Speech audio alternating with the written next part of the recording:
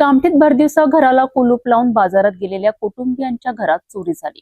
मात्र नवीन कामठी पोलिसांनी अवघ्या 12 तासात या घरफोडीचा छडा लावत आरोपीला अटक केली आहे।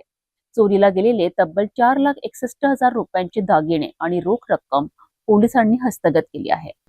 कामठीतील जय भीम चौक परिसरात सुरेंद्र लोणारे यांच्या घरात ही चोरी झाली आहे। 7 ऑगस्ट रोजी सकाळी 11:30च्या सुमारास लोणारे कुटुंब घराला कुलूप लावून शुक्रवार बाजारात गेले होते। रात्री 8:30च्या सुमारास घरी परतल्यानंतर दरवाजाचे कुलूप उघडलेले आढळलेत।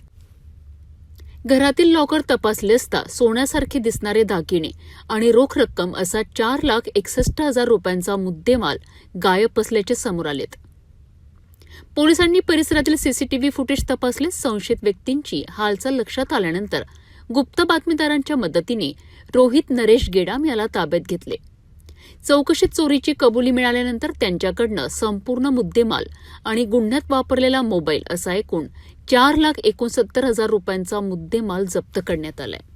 नवीन कामठी पोलिसांच्या या जलद कारवाईमुळे घरफोडीचा गुन्हा अवघ्या 12 तासात उघडकीस आला आहे। वरिष्ठ अधिकाऱ्यांच्या मार्गदर्शनाखाली पोलिसांच्या तपास पथकाने ही कारवाई केली आहे।